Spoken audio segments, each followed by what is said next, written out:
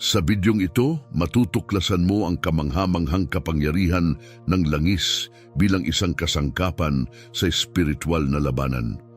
Naisip mo na ba kung paano maaaring gamitin ang langis upang pagalingin ang iyong mga mahal sa buhay, makaakit ng kasaganaan at protektahan ang iyong tahanan? Pamilyar ba sa iyo ang sinasabi sa Biblia, pinalayas nila ang maraming demonyo at pinahiran ng langis ang maraming may sakit at sila'y gumaling? Manatili ka hanggang sa dulo ng bidyong ito dahil ibubunyag namin ang mga hakbang at mga partikular na dasal na kailangan mong sundin upang magamit ang kapangyarihan ng langis, kasama ang paggalugad sa mga lihim na nakatago sa banal na kasulatan tungkol dito. Una sa lahat, mahalagang tanggapin ang isang pangunahing katotohanan. Ang lahat ng bagay ay nilikha ng Diyos sa pamamagitan niya at para sa Kanya. Walang anuman ang umiiral na hindi saklaw ng Kanyang kalooban at kasama na rito ang langis na nilikha na may banal na layunin. Itinuturo sa atin ng Biblia kung paano ginagamit ng Diyos ang material na bagay upang ipahayag ang espiritual, langis, asin, apoy at tubig. Ang lahat ng mga elementong ito ay simbolo kung paano ang makalupang bagay ay maaaring magsilbing tulay sa makalangit. Ang apoy ay tumutupok, ang asin ay nagpepreserba at nagpapadalisay, ang langis ay nagpoprotekta, nagbibigay ng biyaya at nagpapagaling. Bawat elemento ay nagsisilbing kasangkapan sa mga kamay ng may lalang. Ginagamit ng Diyos ang Kanyang mga nilikha upang tuparin ang Kanyang layunin. Sa videong ito, ipapaliwanag namin ng malinaw at direkta kung paano maglaan ng isang lugar upang maranasan ang banal na kapayapaan, kung paano protektahan ang iyong mga mahal sa buhay mula sa masasamang puwersa, at kung paano imbitahan ang mga pagpapala ng kasaganaan sa iyong buhay. Gayunpaman, mahalaga ring gabayan ka namin kung paano gamitin ng tama ang langis at kung paano maiwasan ang mga karaniwang pagkakamali. Ang maling paggamit ng langis na ito ay maaaring magresulta sa kawalan ng bisa. Mula sa representasyon ng langis bilang simbolo ng banal na espiritu hanggang sa paggamit nito sa mga ritual na propetiko at sakramento sa loob ng 1,764 Kristyanismo, ang bawat bahagi ng videong ito ay magbibigay sa iyo ng mga konkretong dasal, tiyak na hakbang at mga revelasyon na magliliwanag sa iyong espiritual na landas. Hindi ito simpleng pagkakataon na pinili ng Diyos ang langis para sa pagpapahid sa mga hari, pari at propeta. Palagi nitong ipinapaalala sa atin ang koneksyon sa pagitan ng material at espiritual at kung paano maaring magpakita ang banal sa pang-araw-araw na buhay. Sa mga banal na kasulatan, ang langis ay lumilitaw bilang isang makapangyarihang simbolo ng banal na espiritu. Ang relasyon sa pagitan ng pagpapahid ng langis at ang presensya ng Diyos ay hindi basta-basta. Nang pahiran ni Samuel si David, sinasabi sa banal na kasulatan, at mula sa araw na iyon, ang Espiritu ng Panginoon ay makapangyarihang sumakanya. Dito, ang langis ay hindi na isang simpleng likido, kundi nagiging daluyan kung saan bumababa ang banal na espiritu at pinupuno si David ng lakas at presensya. Ang langis ay dinisenyo ng Diyos na may malinaw na layunin upang magpahid, magpagaling, magprotekta, magpala at magpakabanal. Mula sa sandaling itinalaga ito ng Diyos para sa mga tungkuling ito ay itinakda bilang isang banal na kasangkapan upang maging daluyan ng Kanyang kapangyarihan at presensya. Itinuturo ng banal na kasulatan na sa tuwing mayroong pagpapahid ng langis, ito ay kaugnay sa mga mahalagang espiritual at banal na pagbabago. Ang langis ay kinikilala para sa kapangyarihan nitong magpabanal. Sa buong Lumang Tipan, nakikita natin na ang pagpapahid ng langis ay nagbibigay tanda sa mga individual o bagay bilang nakalaan para sa banal na layunin. Ang mga hari, pari at propeta ay pinapahiran na sumisimbolo sa kanilang pagpili at paghihiwalay ng Diyos para sa kanyang serbisyo. Sa aklat ng Exodo, iniutos ng Diyos kay Moises na pahiran si Aaron at ang kanyang mga anak bilang mga pari, sinasabing, "Pahiran mo sila gaya ng pagpahid mo sa kanilang ama, upang sila'y magsilbi bilang aking mga pari, at ang kanilang pagpapahid ay magbibigay sa kanila ng walang hanggang pagkasaserdote sa kanilang mga salin lahi." Ang gawaing ito ng pagpapahid ay hindi lamang pisikal na nagtatangi sa kanila, kundi espiritual ding nagbabanal sa kanila. Inihahandog sila ng buo sa paglilingkod sa Diyos. Ang langis ay kilala rin para sa kapangyarihan nitong magpagaling. Sa Ebanghelyo ni Marcos, sa Kabanata 6, ikinukwento kung paano pinahira ng mga alagad ni Jesus ang maraming may sakit at pinagaling sila. Ang gawaing ito ay hindi lamang nagbigay ng pisikal na ginhawa, kundi nagdulot din ng paglilinis at pagpapanumbalik ng kaluluwa. Nag-aalok ng uri ng kabuuang pagpapagaling na tanging sa Diyos lamang nanggagaling. Ang kasaganaan ay isa pang mahalagang simbolikong aspeto ng langis. Sa awit 23, ipinahayag ni David, "Iyong pinahiran ng langis ang aking ulo, umaapaw ang aking saro." Ang pagpapahid dito ay hindi lamang isang kilos ng pakikipagkapwa o parangal, kundi isang katiyakan ng banal na kasaganaan at pagpapala sa kanyang buhay. Sa pamamagitan ng pagpapahid na ito, si David ay nalulukuban ng biyaya ng Diyos, pinoprotektahan sa ilalim ng pangako na walang kasamaan ang magtatagumpay laban sa kanya. Ang langis ay nagiging isang kalasag, isang espiritual na hadlang na nagpoprotekta sa pinahiran mula sa anumang panganib. Ang banal na proteksyon ay isa pang mahalagang aspeto ng simbolismo ng langis. Sa Mateo 25, ibinahagi ni Jesus ang talinghaga ng 10 dalaga na binibigyang diin ang 5 matalino na nagdala ng sapat na langis para sa kanilang mga lampara. Nang dumating ang kasintahang lalaki, tanging ang mga handang may langis ang nakapasok sa handaan. Ang kwentong ito ay nagbibigay diin sa kahalagahan ng pagiging espiritual na handa at protektado para sa mga mahahalagang sandali. Sa talinghagang ito, ang langis ay kumakatawan sa patuloy na presensya ng banal na espiritu, aktibong pananampalataya at patuloy na paghahanda para sa pakikipagtagpo kay Kristo. Ang mga dalaga na may langis ay handa at tinanggap, habang ang mga walang langis ay hindi pinapasok, na binibigyang diin ang esensyal na kahalagahan ng pagpapanatili ng apoy ng pananampalataya sa lahat ng oras. Sa banal na kasulatan, ang langis ay may malalim na kahulugan. Ipinapaalala nito sa atin ang presensya at kapangyarihan ng banal na espiritu, pagpapabanal, banal na proteksyon, kasaganaan at pagpapagaling. Ang mga kahulugang ito ay higit pang tatalakayin sa mga susunod na bahagi ng video, kung saan sasaklawin namin ang mga partikular na dasal at pamamaraan para sa pagbabanal ng langis. Ang paggamit ng langis sa Biblia ay nagpapaalala sa atin ng espiritual na realidad na lampas sa nakikita. Ito ay isang konkretong simbolo ng biyaya, kapangyarihan at presensya ng Diyos sa buhay ng mga tapat. Pinapaalala nito sa atin na pinupuno ng Diyos ng espiritual na kapangyarihan ng ilang material na bagay tulad ng langis para sa pagbabanal, panalangin at kasaganaan. Para sa mga naghahangad na gamitin ang langis upang makaakit ng kasaganaan, mahalagang maunawaan na ang bisa nito ay hindi nakasalalay sa mismong kilos kundi sa pananampalataya at layunin kung paano ito isinasagawa. Narito ang mga hakbang kung paano gamitin ng epektibo ang langis sa panalangin para sa kasaganaan.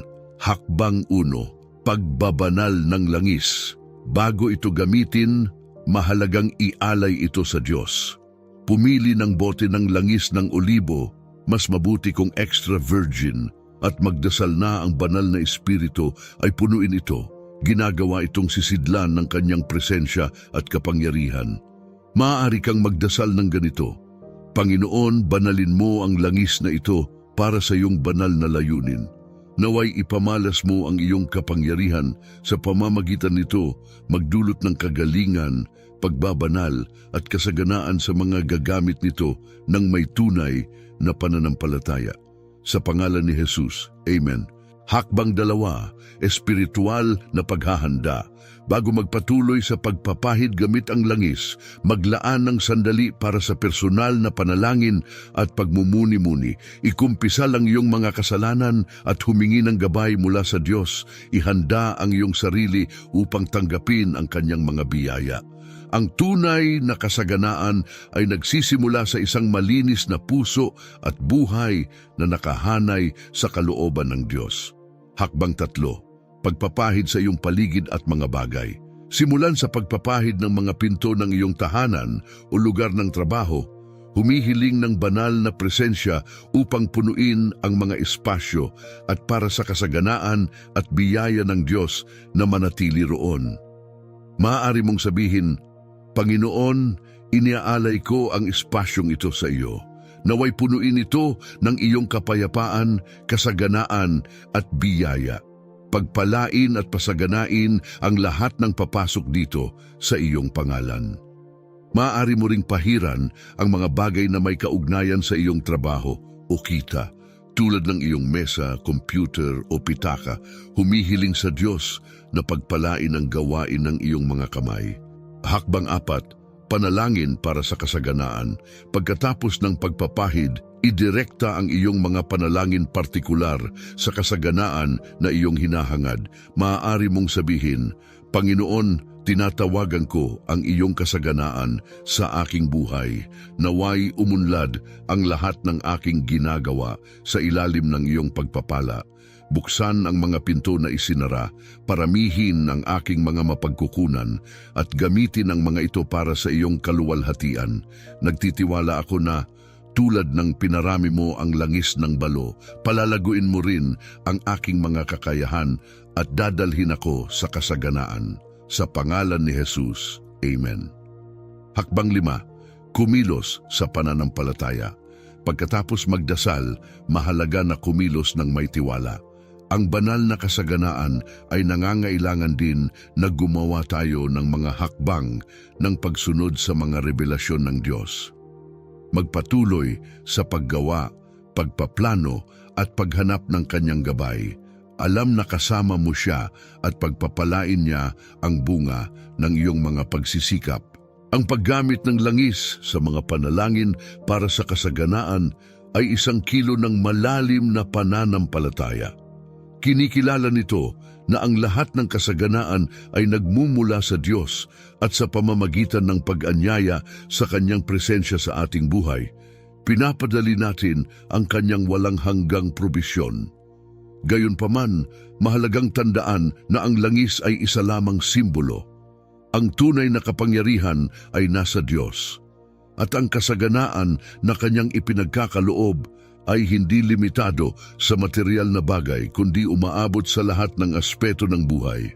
Sa pamamagitan ng paggamit ng langis na may pananampalataya at layunin, ipinapakita natin ang ating pagtitiwala sa Kanya at ang ating pananalig na tutugunan niya ang lahat ng ating pangangailangan. At pupunan ng aking Diyos ang lahat ng inyong pangangailangan ayon sa Kanyang kayamanan sa kaluwalhatian kay Kristo Jesus.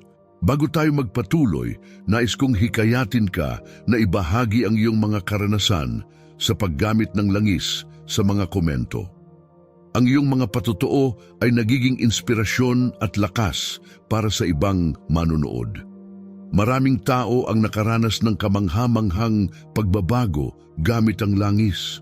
Halimbawa, may isang tao na nakaranas ng himala sa pamamagitan ng pagdaragdag ng isang kutsara ng langis ng olibo sa kanilang pang-araw-araw na gawain.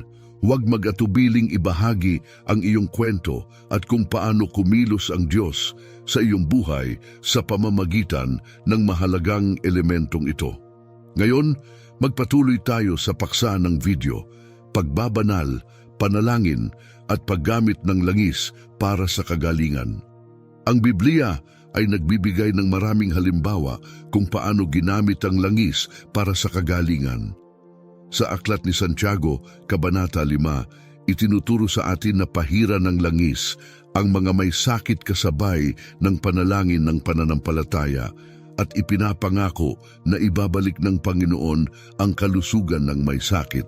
Sinasabi sa teksto, mayroon bang may sakit sa inyo? Tawagin ninyo ang matatanda ng iglesia upang ipanalangin sila at pahiran sila ng langis sa pangalan ng Panginoon. Narito ang mga hakbang sa paggamit ng langis para sa kagalingan. Hakbang 1, pagbabanal ng langis. Bago gamitin ang langis, mahalagang ialay ito sa Diyos. Kumuha ng isang maliit na bote ng langis ng olibo at magdasal. Humihiling sa banal na espiritu na punuin ito. Ginagawa itong simbolo ng kanyang kapangyarihan sa pagpapagaling. Maaari kang magdasal ng ganito, Panginoon, iniaalay ko ang langis na ito sa iyong pangalan. Naway maging kasangkapan ito ng iyong kagalingan at pagpapanumbalik. Naway bawat patak ay maging daluyan ng iyong kapangyarihan, magdulot ng kagalingan saan man ito kailanganin. Sa pangalan ni Jesus. Amen. Hakbang 2, espiritual na paghahanda.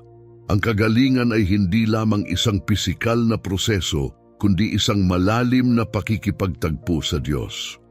Bago magpatuloy sa pagpapahid, maglaan ng oras para sa panalangin at pagmumuni-muni, ikumpisal ang iyong mga kasalanan at hilingin sa Diyos na dalisayin ang iyong puso at ihanda ang iyong espiritu upang matanggap ang kanyang kagalingan. Hakbang 3, pahira ng tao.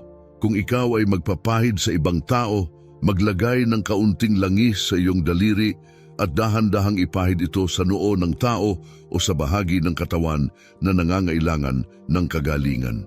Habang ginagawa ito, ipahayag ng malakas ang kagalingan na iniaalok ng Diyos. Maaari mong sabihin, sa pangalan ni Jesus, pinahiran kita ng langis na ito at ipinapahayag ang kagalingan ng Diyos sa iyo. Naway dumaloy ang banal na kapangyarihan sa iyo, pagalingin ang bawat bahagi ng iyong katawan. Hakbang 4, panalangin para sa kagalingan. Pagkatapos ng pagpapahid, manalangin ng may katiyakan, buong paniniwala na ang Diyos ay kumikilos. Isang mabisang panalangin ay maaaring ganito, Amang nasa langit, tinatawagan ko ang iyong kapangyarihan sa pagpapagaling sa buhay na ito. Iniuutos ko na mawala ang lahat ng karamdaman sa pangalan ni Jesus. Nananampalataya ako at nagtitiwala sa iyong pangako ng kagalingan at pinasasalamatan kita sa mga ginagawa mo na. Amen. Hakbang 5, panatilihin ng aktibong pananampalataya. Pagkatapos ng pagpapahid at panalangin, panatilihin ang iyong pananampalataya, naghihintay ng may tiwala sa kagalingan, alam na naririnig at tinutugon ng Diyos ang iyong mga panalangin. Patuloy na magpasalamat sa Diyos para sa kanyang pakikialam kahit bago mo pa makita ang pisikal na mga resulta. Kung ikaw ay nagpapahid sa iyong sarili, sundin ang parehong mga hakbang. I-apply ang langis sa bahagi ng iyong katawan na nangangailangan ng kagalingan at manalangin na may parehong pananampalataya, naniniwala sa kakayahan at kalooban ng Diyos na pagalingin ka. Maaari mong sabihin, Panginoon, pinapahiran ko ang aking sarili ng langis na ito, nang may pananampalataya, nagtitiwala sa iyong kapangyarihan sa pagpapagaling. Hinihiling ko na ibalik mo ang aking kalusugan, alisin ang lahat ng karamdaman, at punuin mo ako ng iyong ganap na kagalingan. Tinatanggap ko ang iyong kagalingan sa pangalan ni Jesus. Amen. Ang paggamit ng langis sa proseso ng pagpapagaling ay isang banal na gawa at isang kumpirmasyon ng pananampalataya sa kapangyarihan ng Diyos na magpanumbalik. Ito ay isang paraan para sa mga mananampalataya na maranasan ang parehong pisikal at espiritual na kagalingan, isang konkretong koneksyon sa kapangyarihan ng banal na espiritu. Gayunpaman, mahalagang tandaan na ang langis mismo ay walang mahiwagang kapangyarihan. Ito ay isang simbolo ng ating pananampalataya sa kapangyarihan ng Diyos na magpagaling. Dedikasyon, pagtawag at paglalapat ng langis para sa proteksyon ng mga lugar o bagay. Ang langis ay hindi lamang simbolo ng kagalingan at makalangit na kapangyarihan, kundi pati na rin ng dedikasyon at proteksyon.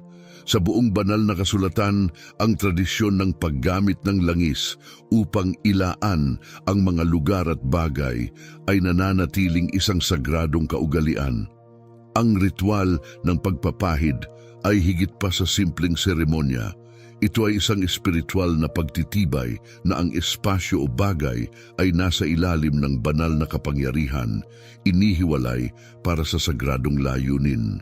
Bukod dito, ang langis ay sumasagisag sa banal na proteksyon, gaya ng binanggit sa awit 71, sapagkat ginawa mong kanlungan ang Panginoon, ang kataas-taasan ang iyong tahanan, walang kasamaan ang dadapo sa iyo, ni darating man ang salot sa iyong tahanan. Sa pamamagitan ng panalangin, sa langis at paghingi sa banal na espiritu na punuin ito ng kanyang lakas, ginagawa mo itong pagpapakita ng kanyang presensya. Ipinahahayag na ang espasyo o bagay ay iniingatan ng Diyos, protektado mula sa masasamang puwersa at bukas sa pagtanggap ng makalangit na mga biyaya. Hakbang 2, panimulang panalangin bago ang pagpapahid. Simulan sa isang sandali ng panalangin, humihingi ng gabay sa Diyos at upang ang lugar ay ihanda para tanggapin ang kanyang presensya. Ang panalangin na ito ay maaaring maikli ngunit makapangyarihan. Hakbang 3, i-apply ang langis sa lugar o bagay. Gumamit ng kaunting langis sa iyong daliri at may respeto. Lagyan ng marka ang langis sa mga pinto, bintana o anumang bahagi ng lugar na nais mong ialay. Habang ginagawa ito, ipahayag ang banal na dedikasyon at proteksyon sa espasyong iyon. Maaari mong sabihin, Panginoon, iniaalay ko ang espasyong ito sa iyong pangalan. Naway maging tahanan ng iyong presensya at proteksyon ito laban sa anumang kasamaan. Hakbang 4, panatilihin ang pananampalataya pagkatapos ng pag-aalay. Ang pagpapahid ng langis ay nagsisilbing konkretong paalala na ang lugar na ito ay inialay sa Diyos. Gayunpaman, ang tunay na pagbabanal ay ipinapakita sa pang-araw-araw na pamumuhay sa pamamagitan ng panalangin at pananampalataya, na alam na aktibong pinoprotektahan at pinagpapala ng Diyos. Ang prosesong ito ay higit pa sa simbolikong kilos. Ito ay nagiging isang makapangyarihang pagpapahayag ng espiritual na kapangyarihan. Sa pamamagitan ng pagpapahid sa isang lugar o bagay, kinukuha natin ang espiritual na pamamahala sa ating kapaligiran. Iniaayon ito sa kalooban ng Diyos at hinaharangan ang anumang masamang impluensya. Ang langis, bilang kasangkapan sa espiritual na pakikibaka, ay isang makapangyarihang mapagkukunan, isang banal na kalasag laban sa mga puwersa ng kasamaan. Mula pa noong panahon ng Biblia, ang langis ay hindi lamang ginamit para sa kagalingan at pagbabanal, kundi pati na rin bilang espiritual na proteksyon, isang di nakikitang kalasag na nagpoprotekta sa mga mananampalataya mula sa mga panlilinlang ng kalaban. Gayunpaman, sa espiritual na labang ito, ang langis ay maaaring magamit din ng mga tagasunod ni Satanas. Ang kaaway na palaging tuso ay sinusubukang baluktutin ang mga sagradong bagay. Sa kasaysayan, sinubukan niyang gamitin ang langis sa mga masasamang layunin. Ang mga mangkukulam at sorcerer ay ginawang masama ang paggamit ng langis sa mga madilim na ritual at sumpa. Nilalapastangan ang banal na layunin nito upang magdulot ng pinsala at magpakalat ng kasalanan. Binabalaan tayo ni Pablo at hindi na nakakagulat na si Satanas mismo ay nagpapanggap bilang anghel ng liwanag. Ang babalang ito ay nagtutulak sa atin na maging mapagbantay upang matutong umunawa ng mabuti at tiyakin na ang anumang inialay ay hindi nagagamit sa kasamaan. Sa maruruming kamay, ang langis ay maaaring maging kasangkapan ng espiritual na pagkawasak. Ang mga nagsasagawa ng itim na mahika sa kanilang kasamaan ay sinubukan itong gamitin upang magtanim ng sumpa at magtatag ng mga madilim na kasunduan. Nililinlang ang mga walang malay at itinatali ang kanilang mga kaluluwa sa kadiliman. Ngunit dapat nating tandaan na ang kapangyarihan ng langis ay hindi nasa mismong bagay, kundi nasa kapangyarihan ng Diyos na sumusuporta rito. Kapag ang langis ay ginamit ng tama na may pananampalataya at sa pangalan ni Jesus, ito ay nagiging isang di matitinag na instrumento sa espiritual na pakikipaglaban.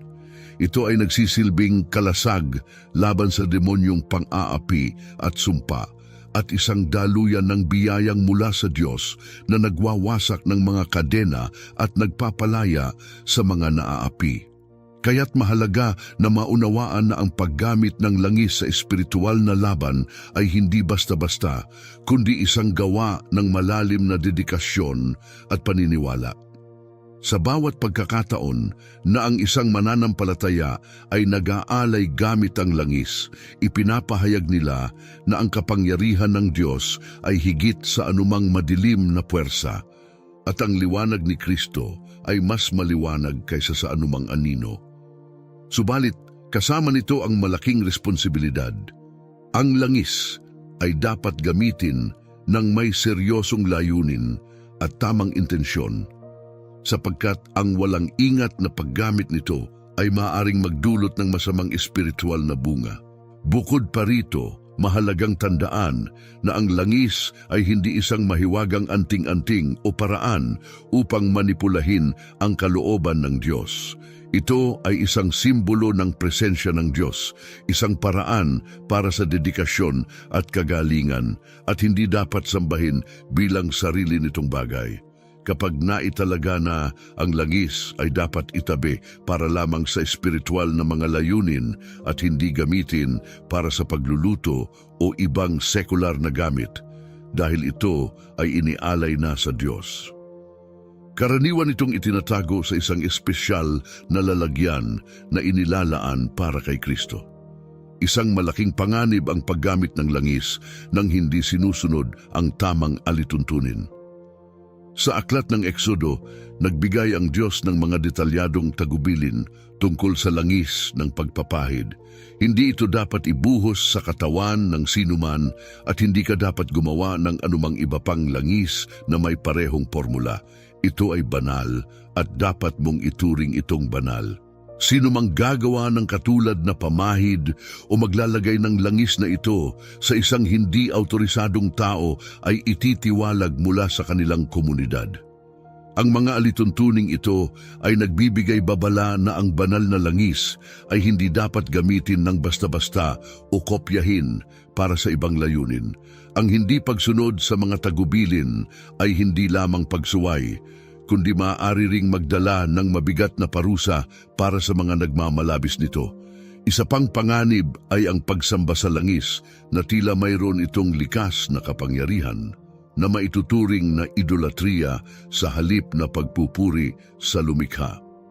Ang maling paglapit sa langis ay inihahaling tulad ng paglayo ng atensyon mula sa Diyos patungo sa kanyang nilikha. Malinaw na sinabi ng Diyos sa kanyang salita, "Ako ang Panginoon, iyon ang aking pangalan. Hindi ko ipamimigay ang aking kaluwalhatian sa iba o ang aking papuri sa mga Diyos-Diyosan."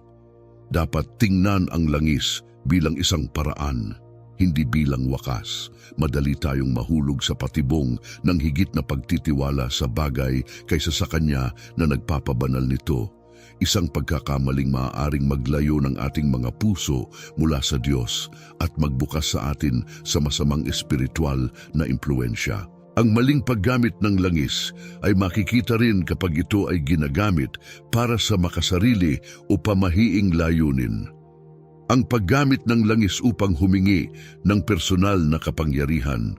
Subukang manipulahin ang mga sitwasyon para sa ating sariling kapakanan o magsagawa ng mga ritual ng walang pusong nakaayon sa kalooban ng Diyos ay isang malaking pagkakamali. Sa halip na makuha ang pagpapala ng Diyos, ang ganitong paggamit ay maaaring mag-imbita ng kanyang paghuhusga. Huwag kayong magpalinlang, ang Diyos ay hindi maaaring lokohin, ang tao ay aanihin ang kanyang itinanim. Sa kabuuan, ang langis ay isang sagradong kasangkapan na dapat gamitin ng may respeto. Anumang paglihis mula sa banal nitong layunin o anumang pagtatangkang manipulahin ang kapangyarihan nito para sa pansariling kapakinabangan o labag sa kalooban ng Diyos ay hindi lamang isang akto ng pagsuway kundi isang imbitasyon sa espiritual na panganib. Ang langis ay walang kapangyarihan sa kanyang sarili. Ito ay isang daluyan ng biyaya at kabanalan ng Diyos at dapat ituring na ganoon. Ang langis, isa sa mga pinakamatandang at pinakamahalagang bahagi ng mga kultura sa gitnang silangan, ay humigit pa sa karaniwang gamit nito sa biblikal na pamumuhay. Para sa mga sinaunang tao at mga may akda ng Biblia, ang langis ay simbolo na mayaman sa espiritual at praktikal na kahulugan. Ngunit ano ang mga katangiang nagbigay rito ng napakahalagang papel? Ang kasaysayan nito ay malalim na nakaangkla sa biblikal na salaysay, na ipinapakita ang kahalagahan nito na higit pa sa pagiging sangkap sa pagluluto o pinagmumulan ng liwanag. Sa panahon ng Lumang Tipan, ang langis ng olibo ay hindi lamang mahalaga para sa pang-araw-araw na pamumuhay sa gitnang silangan, kundi isa ring mahalagang pang-ekonomiyang ari-arian. Ang mga lupain ng Israel, lalo na sa mga rehiyon ng Galilea at Judea, ay mayaman sa mga puno ng olibo na ginawang isa sa pinakamahalagang kalakal ng sinaunang Israel, ang langis ng olibo. Ang mga puno ng olibo ay nagbibigay ng pagkain, liwanag at gamot, ngunit ang kanilang halaga ay higit pa sa mga praktikal na gamit na ito. Ang langis ay mahalaga sa mga relihiyosong ritual at mahahalagang sandali ng espiritual na buhay ng mga Israelita. Ang tradisyon ng pagpapahid gamit ang langis ay nagsimula sa Lumang Tipan, kung saan itinalaga ng Diyos ang langis para sa sagradong layunin. Detalyado sa Exodo 30, ang langis ng pagpapahid ay isang espesyal na timpla ng langis ng olibo at mga mabangong rekado, kabilang ang mira, kanela, kalamo at kasiya. Ang langis na ito ay hindi para sa karaniwang paggamit. Ang aplikasyon nito ay mahigpit na inilaan para sa mga pari at sa tabernakulo, na nagmamarka nito bilang isang banal na sangkap na sumisimbolo sa kabanalan at dedikasyon sa Diyos. Ang langis ng pagpapahid ay hindi lamang nagpagaling, kundi nagmarka rin ng presensya ng Diyos sa taong o bagay na pinahiran. Isa sa mga pinakakagiliw-giliw na aspeto ng langis sa Biblia ay ang papel nito sa pagbibigay ng liwanag. Ang langis ng olibo ay nagsilbing pangunahing panggatong para sa mga lampara noong sinaunang panahon. Parehong ang mga lampara sa templo at sa mga tahanang Hudyo ay tumatakbo gamit ang purong langis ng olibo. Sa aklat ng Levitiko, iniutos sa mga Israelita na magdala ng purong, pinisang langis ng olibo upang patuloy na sindihan ang mga lampara sa tabernakulo, na sumasalamin sa mga salitang, "Utusan ng mga Israelita na dalhan ka ng purong langis ng olibo para sa ilawan, upang ang mga lampara ay patuloy na masindihan." Ang utos na panatilihing nakasindi ang mga lampara ay hindi lamang isang pisikal na pangangailangan. Ito ay sumisimbolo sa walang hanggang liwanag ng presensya ng Diyos sa kanyang bayan. Gayon din, si Kristo, bago ang kanyang pagpapako sa krus, ay nanalangin sa hardin ng Getsemani na ang pangalan ay nangangahulugang pindutang ng langis. Ang detalyeng ito ay hindi simpleng pangyayari, kundi sumisimbolo sa pagdurusa ni Jesus dahil siya ay dinurog upang magbigay ng buhay at liwanag sa mundo, katulad ng pagdurog sa mga olibo upang makuha ang mahalagang langis. Ang proseso ng paggawa ng langis ng olibo noong sinaunang panahon sa pamamagitan ng pagdurog at pagpiga sa mga olibo ay isang makapangyarihang talinghaga para sa espiritual na buhay. Ang mga presyur, hamon at pagsubok na ating kinakaharap ay maaaring maging isang bagay na dalisay at mahalaga kung ito ay ating isusuko sa Diyos. Noong sinaunang panahon, ang langis ay simbolo rin ng kasaganaan at kayamanan.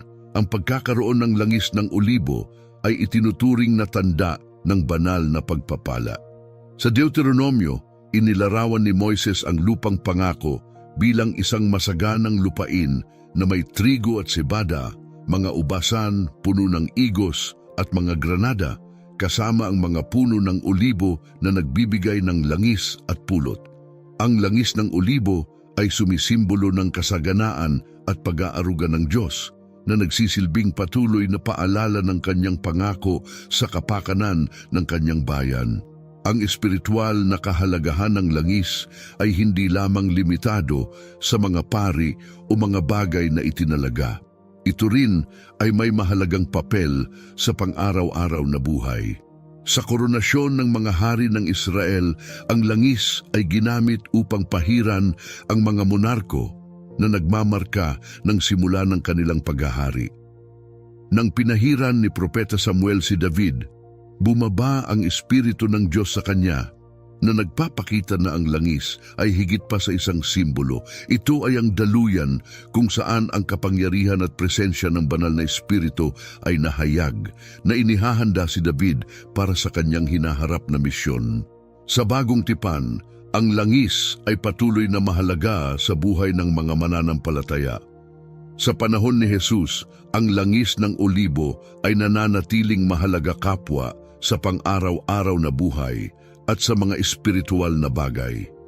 Ginamit ni na Jesus at ng kanyang mga alagad ang langis hindi lamang bilang simbolo kundi pati na rin sa praktikal na paraan.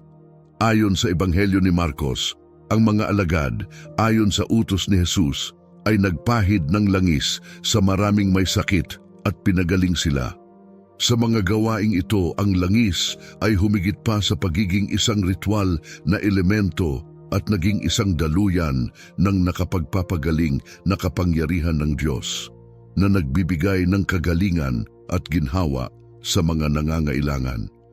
Ang langis ay may mahalagang papel din sa mga turo ni Jesus, tulad ng sa talinghaga ng 10 dalaga sa Mateo 25. Sa kwentong ito, ang 5 dalaga ay matatalino at nagdala ng sapat na langis para sa kanilang mga lampara, habang ang 5 iba pa ay mangmang at hindi nagdala ng sapat. Sa talinghagang ito, ang langis ay sumisimbolo sa espiritual na kahandaan at aktibong presensya ng banal na espiritu. Ang mga dalagang handa at may sapat na langis ay naghihintay ng handa para sa pagdating ng nobyo, na sumisimbolo sa pagiging handa para sa pagbabalik ng Panginoon. Samantalang ang mga walang sapat na langis ay nahuli sa kalagitnaan ng kanilang paghahanda. Itinatampok ng talinghagang ito kung paano sa panahon ni Jesus ang langis ay itinuturing na simbolo ng espiritual na buhay at ng liwanag na dapat patuloy na nagliliyab sa mga puso ng mga mananampalataya upang laging handa para sa pagbabalik ni Kristo. Pag-aayos ng langis, ang unang pagkakataon na nagbigay ang Diyos ng mga partikular na tagubilin tungkol sa paghahanda ng langis ng pagpapahid ay sa aklat ng Exodo. Kinausap ng Diyos si Moises at sinabi, "Kunin mo ang pinakamagagandang rekado, 500 siklong dalisay na mira, 250 siklong mabangong kanela, 250 siklong kalamo, at 500 siklong kasya, lahat ayon sa timbang sa banal na siklo, at isang hin ng langis ng olibo. Gawin ang mga ito bilang banal na langis ng pagpapahid, isang mabangong halo ang gawa ng isang perfumero. Ang banal na langis ng pagpapahid na ito ay itinakda bilang sagrado.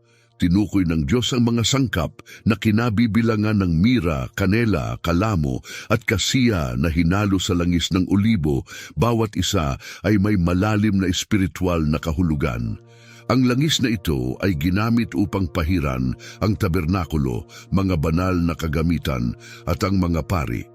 Hindi ito langis para sa pangkaraniwang gamit at binalaan ng Diyos na ang anumang maling paggamit nito ay magreresulta sa pagkatanggal mula sa bayan na nagbabala sa kabigatan at kabanalan ng banal na langis ng pagpapahid. Ang langis ng pagpapahid ay itinuturing na isang napakasagradong elemento, isang nakikitang simbolo ng kabanalan at dedikasyon sa Diyos. Bagamat tila mahirap ulitin ang eksaktong formula ng langis na binanggit sa Exodo sa panahon ngayon, ang pagpapanatili ng isang espiritu ng debosyon at respeto sa Diyos ay nananatiling napakahalaga. Hindi ito tungkol lamang sa paghahalo ng mga sangkap, kundi tungkol sa debosyon at panalangin na pumapalibot sa gawaing ito. Narito kung paano gumawa ng langis ng pagpapahid sa isang simpleng paraan, ngunit may malalim na espiritual na kahulugan. Hakbang 1, pumili ng base oil. Ayon sa mga banal na kasulatan, ang langis ng olibo ay napili para sa pagpapahid dahil sa kalinisan at pagiging madaling makuha. Dapat kang pumili ng malinis na langis, mas mainam kung langis ng olibo dahil sa malakas na simbolismo nito sa Biblia, bagamat anumang purong langis ay katanggap-tanggap din. Mahalaga na ang langis ay walang mga dumi o additives. Ang langis ng olibo, lalo na, ay sumisimbolo ng liwanag, kapayapaan at kasaganaan, mga katangiang malapit sa kabanalan. Pumili ng extra virgin olive oil upang masalamin ang espiritual na kalinisan na ating hinahangad na makamit kapag itinalaga ito. Hakbang 2, ihanda ang iyong puso at espiritu bago gamitin ang langis. Mahalaga na maging espiritual na handa. Ang paggawa ng langis ng pagpapahid ay isang napakasagradong gawain. Maglaan ng sandali upang manalangin at hilingin sa Diyos na linisin ang iyong puso at gabayan ka. Isang maaaring panalangin ay, Panginoon, lumalapit ako sa iyo ng may kababaang loob. Linisin mo ang aking puso at espiritu habang inihahanda ko ang langis na ito para sa iyong gawain. Naway mapuno ng iyong presensya ang sandaling ito at gabayan mo ako sa bawat hakbang na aking gagawin. Hakbang 3, pag-alay o pagtatalaga ng langis. Kapag handa na sa espiritual, ilagay ang langis sa isang malinis na lalagyan. Mas mabuti kung gawa sa salamin at magpatuloy sa panalangin dito. Ang panalangin ng pagtatalaga ay mahalaga sapagkat ito ang sandali kung kailan mo hihilingin sa banal na espiritu na punuin ang langis ng kanyang kabanalan. Maaari kang manalangin ng ganito, O Diyos ko, iniaalay ko ang langis na ito sa iyong banal na pangalan. Naway ito ay maging simbolo ng iyong presensya, isang daluyan ng iyong kagalingan, proteksyon at pagpapala. Banal na espiritu, punuin mo ang langis na ito ng iyong kapangyarihan at nawa ang bawat mahawakan nito ay italaga sa iyo. Sa pangalan ni Jesus. Amen. Hakbang 4, optional, pagsasama ng ibang mga elemento. Habang hindi kinakailangang magdagdag ng iba pang sangkap, kung sa tingin mo ay tinatawag ka ng Diyos, maaari kang maglagay ng maliit na dami ng essential oils na may espiritual na kahulugan. Ang mira ay maaaring sumagisag sa paglilinis at kagalingan, ang kanela sa tamis at sigla ng isang dedikadong buhay, at ang kasiya sa pagpapasakop sa Diyos. Kung pipiliin mong magdagdag ng mga elementong ito, gawin ito ng may pinakamataas na paggalang bilang mga simbolo ng espiritual na gawain na isinasagawa ng Diyos. Hakbang 5. Selyuhan ang langis sa pamamagitan ng huling panalangin. Pagkatapos italaga ang langis, isara ang lalagyan at sabihin ang isang huling panalangin upang tapusin ang sagradong ritual na ito. Panginoon, salamat sa langis na ito na itinatalaga para sa iyong karangalan at kaluwalhatian. Naway mahayag ang iyong kapangyarihan sa pamamagitan ng langis na ito sa kagalingan, proteksyon at pagpapala. Nawa ang bawat tao o lugar na mahawakan nito ay mabago sa pamamagitan ng iyong biyaya. Sa pangalan ni Jesus. Amen. Ang langis sa mga ritual at sakramento. Simula pa noong mga panahon sa Biblia, ang langis ay isang mahalagang elemento sa Kristyanismo. Ginagamit sa mga sakramento at mahahalagang seremonya tulad ng binyag, kumpil, kasal at iba pang mahahalagang sandali sa espiritual na buhay ng mga mananampalataya. Higit pa sa pagiging bahagi ng ritual, ang langis ay isang daluyan ng banal, isang nakikitang paraan na naghahatid ng lakas, proteksyon at presensya ng Diyos sa pinakamahalagang sandali ng buhay ng isang mananampalataya. Simula ng Kristyanismo, ang langis ay may mahalagang papel sa sakramento ng binyag na itinuturing na unang hakbang sa buhay Kristiyano. Tradisyonal na, bago ilubog sa tubig, pinapahiran ng langis ang tao bilang simbolo ng espiritual na paghahanda at dedikasyon ng kaluluwa upang tanggapin ang banal na espiritu. Ang pagpapahid bago ang binyag ay may malalim na kahulugan na nagmamarka ng paglipat ng individual mula sa isang sekular na kalagayan tungo sa isang estado na itinalaga sa Diyos. Ang paggamit ng langis sa binyag ay may ugat sa mga kaugalian ng unang simbahan at sa banal na kasulatan. Sa Ebanghelyo ni Mateo, Kabanata 3, ikinuwento na matapos ang binyag ni Jesus, nabuksan ang kalangitan at bumaba ang Espiritu ng Diyos sa anyo ng isang kalapati. Bagamat hindi binanggit ang langis sa teksto, ang pagbaba ng banal na Espiritu kay Jesus ay nagtataglay ng parehong simbolismo ng langis sa mga ritual ng Kristiyano. Ang presensya ng banal na Espiritu na humahaplos sa mananampalataya. Sa mga kasanayan ng iba't ibang denominasyon tulad ng Orthodox Church at Catholic Church, ang langis na ginagamit sa binyag ay tinatawag na oil of catechumens o holy chrism. Ang langis na ito na itinalaga ng isang obispo ay ipinapahid sa binyagan bilang proteksyon laban sa kasamaan at bilang permanenteng tanda ng kanilang pagkakaisa kay Kristo.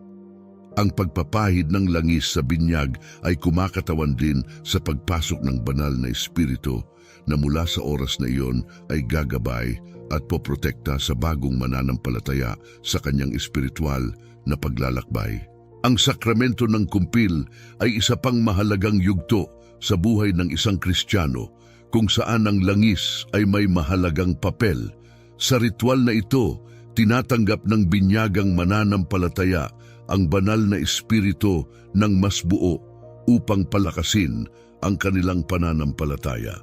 Ang chrism na siyang tawag sa banal na langis sa iba't ibang tradisyon ay ipinapahid sa anyo ng krus sa noo ng kinumpilan na sumisimbolo sa pagdating ng banal na espiritu sa kanilang buhay. Ang kaugalian ng pagpapahid ng langis sa kumpil ay may ugat sa kasulatan, partikular sa mga talata gaya ng Gawa 8, kung saan ipinatong ng mga apostol na sina Pedro at Juan ang kanilang mga kamay sa mga mananampalataya sa Samaria upang matanggap nila ang banal na espiritu. Bagamat hindi binanggit ang langis sa talatang iyon, ang tradisyon ng pagpapatong ng mga kamay ay pinalalim ng paggamit ng langis na kinikilala bilang simbolo ng kapangyarihan ng banal na espiritu. Sa iba't ibang kultura, Ang langis na ito ay itinuturing na tatak ng proteksyon at pagtatalaga para sa buhay Kristiyano ng isang may sapat na gulang. Sa maraming bansa sa Latin America at sa Espanya, ang kumpil ay ipinagdiriwang ng may malaking kaseryosohan at ang pagpapahid ng langis ang nagiging rurok ng seremonya na sumasagisag sa espiritual na lakas na kakailanganin ng kabataan o may sapat na gulang upang harapin ang mga hamon ng pananampalataya ng may tapang at karunungan. Bukod dito, ang langis ay may makabuluhang kahulugan din sa mga kasalan ng Kristiyano kung saan ito ay sumisimbolo ng pagpapala ng Diyos sa pagsasama ng mag-asawa at ang kanilang matibay na pangako sa isa't isa. Bagamat hindi lahat ng seremonya ng kasal ay gumagamit ng langis, sa ilang silanganing tradisyon tulad ng Orthodox Church, ito ay mahalagang bahagi ng ritual ng kasal. Pinapahiran ang mag-asawa bilang simbolo ng banal na proteksyon at pagpapala sa kanilang pagsasama. Sa mga kasal ng Orthodox, tradisyonal na pinapahiran ng pari ang mga kamay ng bagong kasal ng langis habang nag-aalay ng mga pagpapala, hinihiling sa Diyos na ang kanilang bagong buhay na magkasama ay mapuno ng kasaganaan, pag-ibig at kapayapaan. Ang pagpapahid na ito ay hindi lamang sumasagisag sa presensya ng banal na espiritu sa bagong tahanan na kanilang itinatayo, kundi pati na rin sa paniniwala na ang banal na pagpapala ay mahalaga upang mapanatili ang kasal sa kabila ng anumang pagsubok. Sa iba't ibang tradisyon ng Kristiyano, ang langis ay itinuturing na isang makapangyarihang simbolo ng espiritual na proteksyon. Sa Greece, halimbawa, karaniwan para sa mga magulang na dalhin ang kanilang mga anak sa simbahan upang pahiran ng langis sa pagdiriwang ng Saint Fanurios, sa pag-asam na ito ay magbibigay proteksyon laban sa karamdaman at pagsubok. Katulad nito, sa Coptic Church ng Egypt, ang langis ay ginagamit sa halos lahat ng sakramento mula sa binyag hanggang sa pagtatalaga ng mga simbahan na binibigyang diin ng sentral na papel nito sa espiritual na buhay. Tungkol sa mga handog sa konteksto ng Levitico, nagbibigay si Diyos ng tiyak na tagubilin kung paano magbigay ng handog na butil na mga sakripisyo para sa pagtubos. Ipinapakita na ang mga handog na ito ay dapat magsama ng pinong harina na hinaluan ng langis at insenso. Ang handog ay ibinibigay sa pari na kumukuha ng bahagi upang sunugin sa altar bilang handog na pagkain, isang amoy na kaaya-aya sa Panginoon. Ang mga sakripisyong ito na naglalayong ibalik ang relasyon sa Diyos na nasira ng kasalanan ay gumagamit ng langis upang sumimbolo sa pagnanais ng nag-aalay na italaga ang kanilang buhay sa Diyos, linisin ang kanilang kaluluwa at tiyakin na ang kanilang mga gawa ay kaaya-aya sa paningin ng banal. Ang paghahalo ng purong harina sa langis ay sumasagisag sa isang malalim na kababaang loob na kinikilala ang ganap na pagdepende ng sangkatauhan sa Diyos para sa kapatawaran at pagkakasundo. Ang biblikal na konsepto ng pagtubos ay malalim na makabuluhan. Ang kasalanan ay tinitingnan bilang isang dumi na naghihiwalay sa mga tao mula sa Diyos. At ang mga sakripisyo ang paraan upang linisin ang espiritual na dumi. Ang langis sa kontekstong ito ay ginamit bilang isang simbolikong elemento upang mapadali ang paglilinis.